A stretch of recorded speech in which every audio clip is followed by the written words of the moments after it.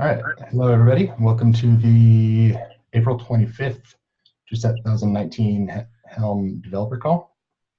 How we operate things here is we'll have any announcements, then the core maintainers will give stand-ups, and then we'll have some discussion at the end. So jumping right in for announcements, we have a Helm Summit update from Michelle. Hey everyone, yeah, we've been hard at work on Helm Summit preparations. Program committee announcements have gone out and the website should be updated. So if you did apply to be on the program committee, you should have gotten an email. If you haven't gotten an email, you can just DM me or any one of the co-chairs. And we also added a third co-chair to the co-chairs group. Which is, she is Priyanka Sharma of GitLab, and GitLab is an end user of Helm. So I'm really excited to have someone with an end user perspective on the committee. So right now it's Adam Reese, Matt Fisher, and Priyanka Sharma.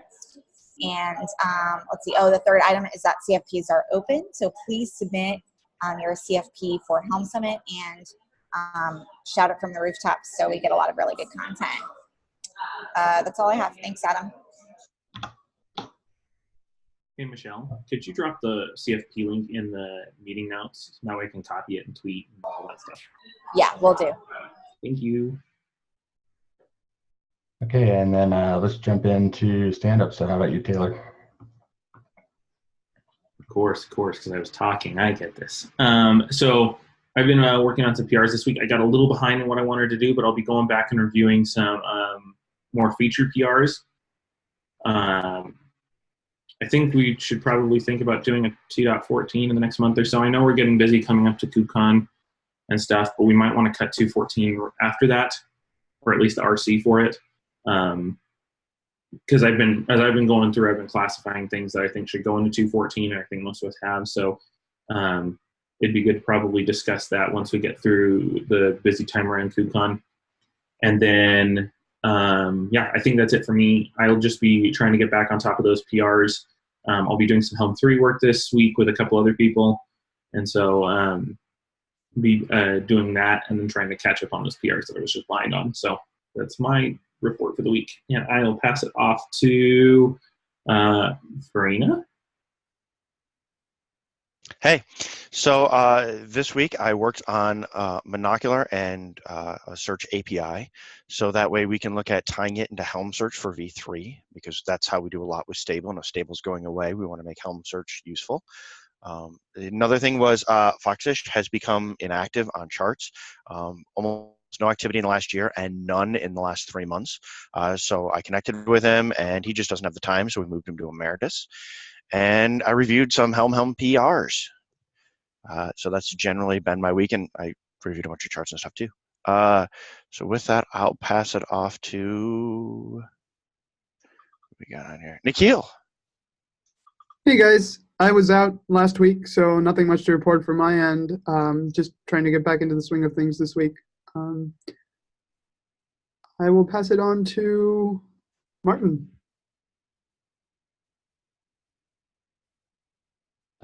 Hi, so I was out last week as well, so just getting back into things. So I was parsing some issues, I did some PR reviews, put in a few PRs as well, so if you get a chance, I've two PRs out on V3, so if you get a chance to review them, the libs chart one and the app version one, that'd be great, thanks. So also I'd like to say thanks for getting voted onto the program committee. So hopefully they won't put a target on my back anywhere. We'll see how that goes. And probably this week, going forward, I'm going to go back looking at the V2, V3 migration docs. So I'll probably reach out to a few of you folks on that because of all these stuff going on at the moment. And yeah, and if there's any other V3 work that I can help out with, just ping me, Adam or Matt on that. Okay, thank you. I will hand over to Michelle. Hey, so I got that Helm test run PR in. So Helm test run works now. I'm really excited about that. I've started refactoring so that tests will no longer have to rely on the hook system. And once tests are its own abstraction, its own thing, then that will lay the final groundwork for other people to kind of jump in on Helm tests and help with a bunch of stuff. So I'm really excited about this. I'm going to try to finish out that refactor, and then I'll open up a bunch of issues. So we'll need help on, like Helm test cleanup will be its own like chunk of work that someone can pick up. And there's just a bunch of other things. So I'm really excited to distribute that work. And the Helm Summit stuff has been mostly what I've been doing. So yeah. Who has Butcher? You want to go? Yep, I was out last week, and so this week when I got back in, I spent the second day back taking a look at a bunch of the code that Brian had pushed on the Lua repo, and all of that is looking great. And then have been working a little bit on various logistics inside of Helm. So Adam and I are going to meet later on today so that I can kind of get up to speed on the stuff that I've missed over the last couple of weeks. That's it for me. Brian, did you go? Nope, I'll go.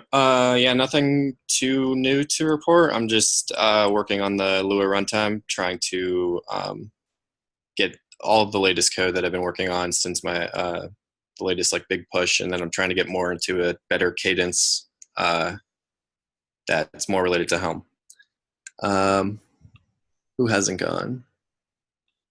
Adam, do you want to go? I think you're left. Yeah, I think that's all. Yeah, so mostly just been reviewing PRs this past week, trying to catch up on from when I was out sick. It's taken a little bit longer to review this round because they all kind of are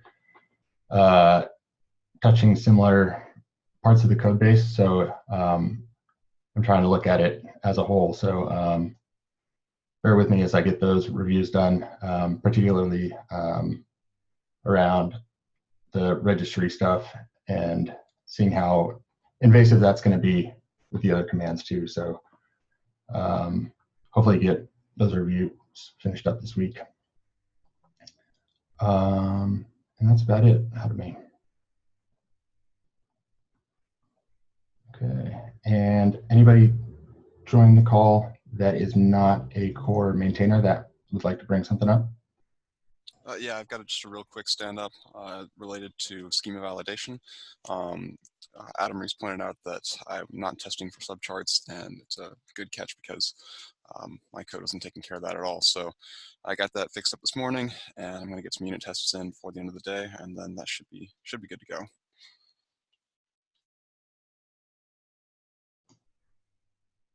Awesome. Yeah, just let me know when it's ready for another review. Sounds good. Thanks. Update from my side. We talked last week about migrating the Helm CI/CD pipelines into CodeFresh. So I chatted a little bit with Josh about this. Previously, I talked to Scott Rigby about this a long time ago.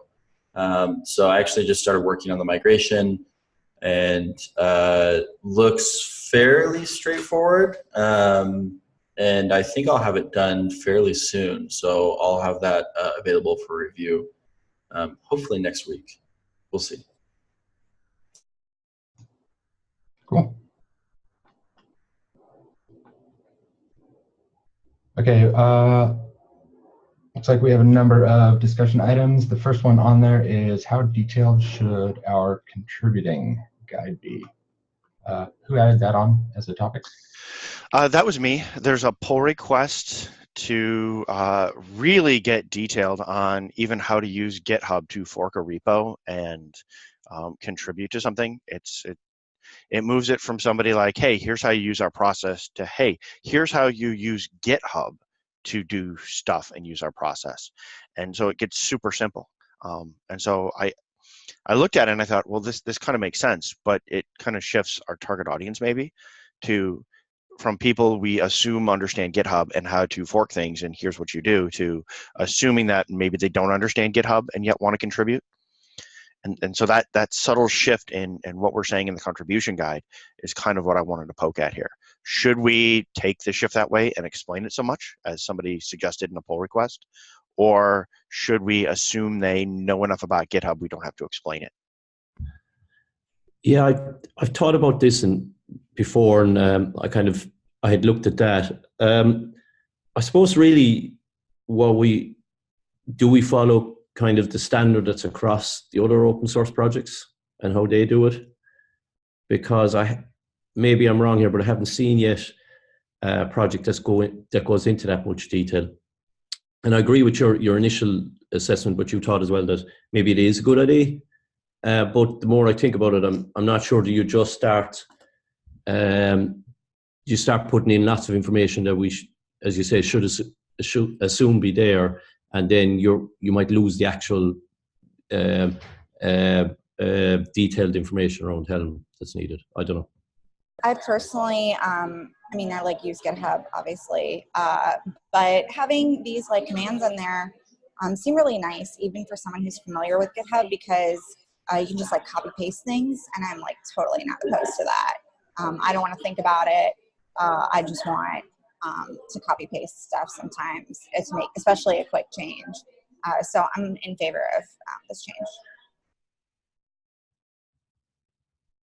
Yeah, I think I agree with that, Michelle, because a lot of people, when you see them open PRs, like they haven't done like either contributing before or go before or anything like that. And so just like simplifying whatever it is to make it drop dead simple for somebody. Like if it's just like, hey, I want to add a log line or fix something like that, it's so like, yeah, you could fork it inside of the GitHub thing and do it inside of a UI, but like if we make it easy for people, I think that'll just make it nicer for like simple contributions, which a lot of times those are my favorite PRs because they're easy to review, they're very helpful, and it just was somebody thinking like, hey, this would be easier, so and easy to add. So I think if we just lower that bar, that's fine, because I think anyone who's going to really dig into it will read through that document.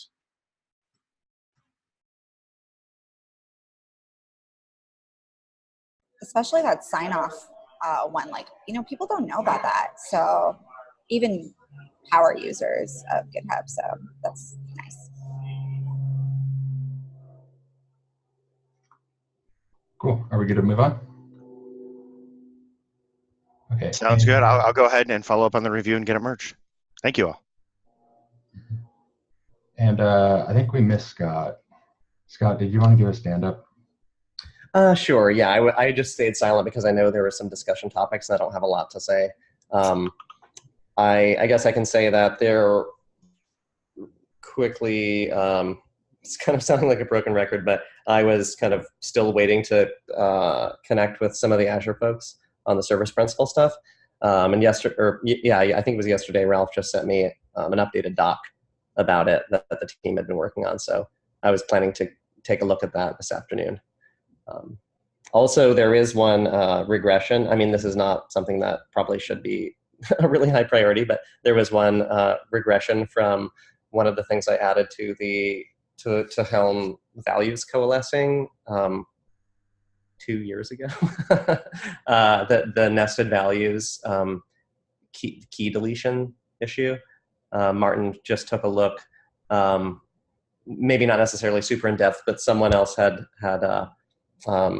taken that on to fix that, which is nice. I think it looks good. There's just a warning that's kind of confusing me, and it does touch a little bit more code than I really know much about.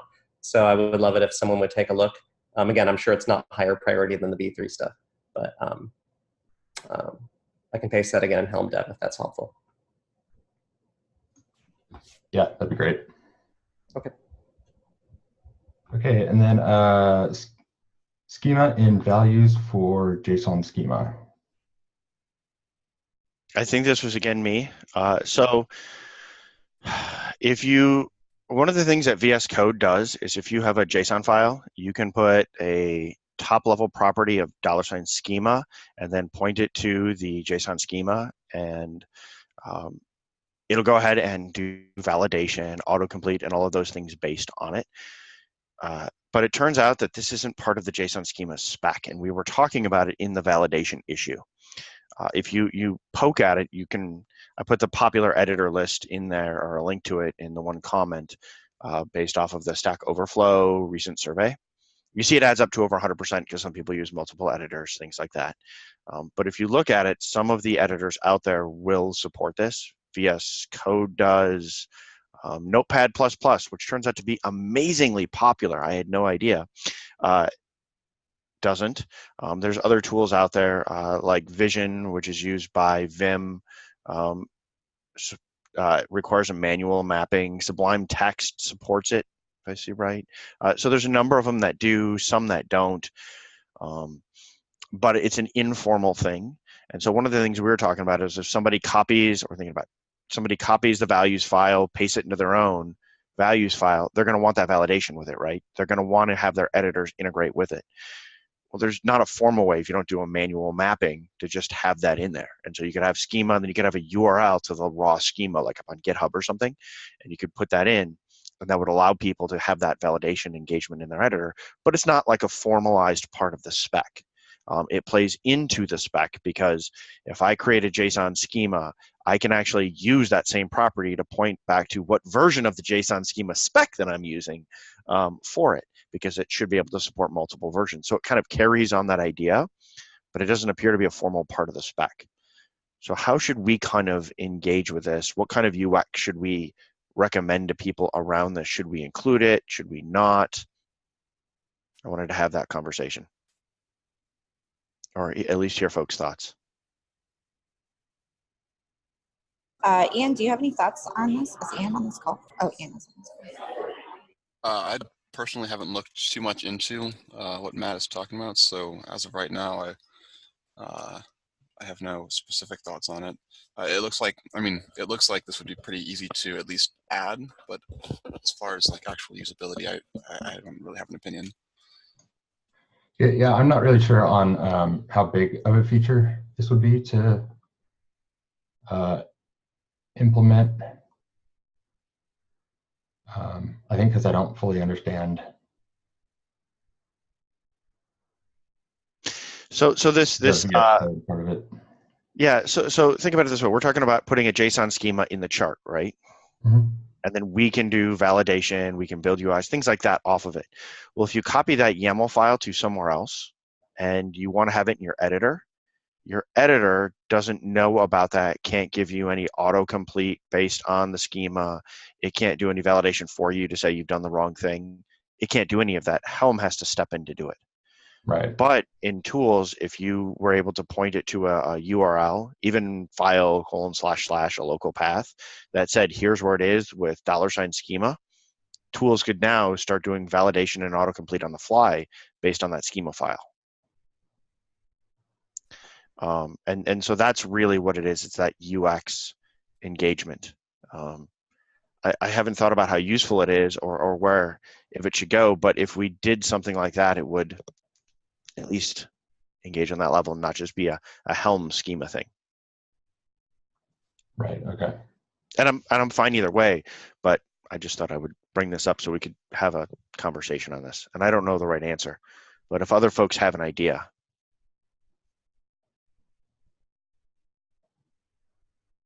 I'm not super passionate about it. I would have to think about it for a second, just because it's the first time I've thought about it. If it's not blocking this pull request, can we open up a separate issue? I saw this issue comment, but could we have like maybe a few days to discuss it on an issue async?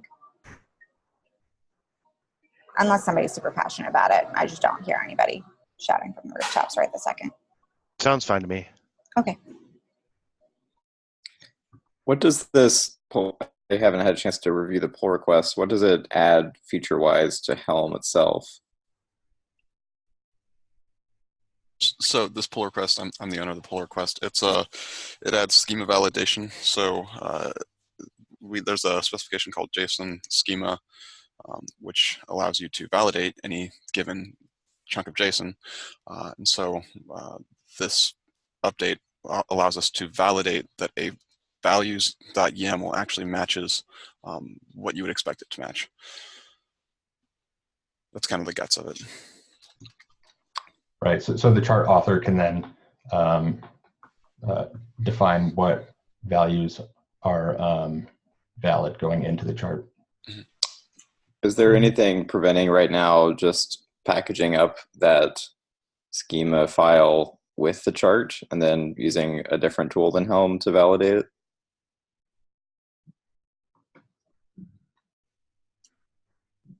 It seems like this would be a nice feature to have, but just wondering if there's anything preventing that sort of workflow right now. No, I actually know a few people who are doing something similar for validating in UI logic. Okay.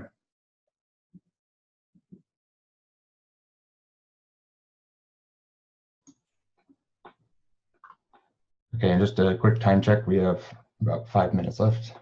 2 more discussion items. So let's jump ahead and do assignments and then go back to discussion.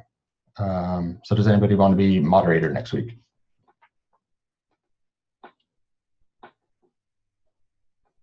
I can actually do it this time. Oh, Michelle. I was just going to say I'm not going to be around because I'm on a panel at DockerCon next week, and I know several of us are going to be at DockerCon next week, so this might be a light meeting, just FYI. Okay. I can be there. I can moderate it. Thanks, Taylor. Anybody for notes? You can put me down for notes. And issue, Sherpa. I can do issue, Sherpa. Okay, great. And then the next one I added on here, the discussion is more around API breaking changes with charts and how we want to handle that. If we want to support or how much we want to support backwards compatible wise. For example, this pull request, it's making some changes to the capabilities built in because we don't have stuff like tiller version or anything like that. Really, the only capabilities we are checking against is Kubernetes. So I simplified that structure, but making changes to that is not going to be backwards compatible if people are checking capabilities.kubeversion.get version versus like a compressed version now. So is that something we want to support? Yeah, to add a little context here, like in the capabilities, and the reason I brought this up is the capabilities.kubeversion.get version is used widely in the stable charts today, which means Helm v3 would not be able to work with those charts if that was flattened and removed. I'm trying to remember the reason it was, I can't remember the reason it's used, but it's used all over the place to detect certain things. And so that becomes some of the problem. Now, some of the cases we have in the stable repo can probably go away and be cleaned up, but this is something that has a legitimate use. And so this kind of becomes a breaking change for those charts. And so it becomes, do we add the new capability locations to like Helm v2 and then migrate stable charts and tell them to kind of start going that way now, and then break compatibility in Helm v3? Or should Helm v3 also support some of the old that are in wide use locations, and we say they're deprecated, so in Helm v4 they're gone, and create that longer period? Or do we just break people and stable charts can't be installed in Helm v3, some of them? Yes. So I also see it as viewing it from the chart author's point of view. There's going to be big workarounds for being able to publishing a chart that you can install with Helm 2 or Helm 3, which I'm not sure is an issue or not.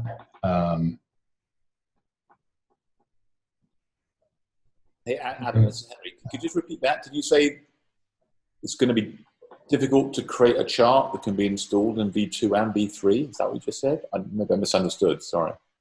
Yeah, if the API is different, then like looking up stuff like this, like the capabilities cube version, is going to be different for if you're working. It's going to be hard for someone to know what to put in the chart to make it work in both, is what you mean. Well, it'll be a different API, so it would actually be a different data structure for both.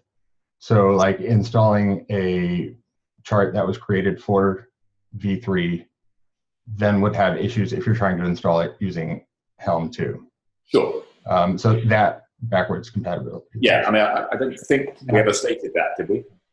No, this is kind of I mean, we're creating V2 versions of charts, and I think V2 versions of charts, no one's going to expect anything other than to work with Helm V3. The question is, V1 versions of charts that work with Helm V2, should they continue to work with Helm V3? And then what happens to our community if they stop working? What does that mean?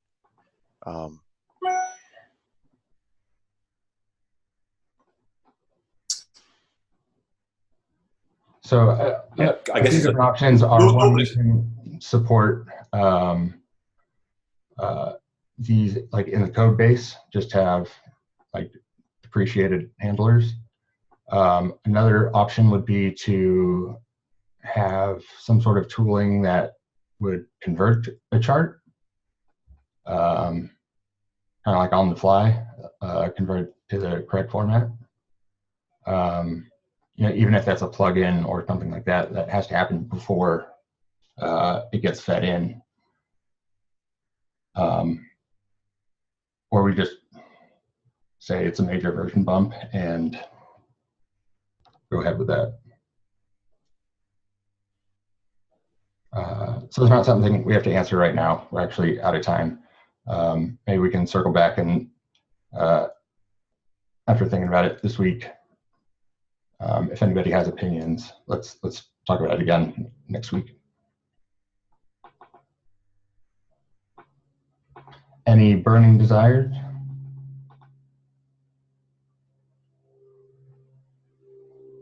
All right, thanks everybody. See you later.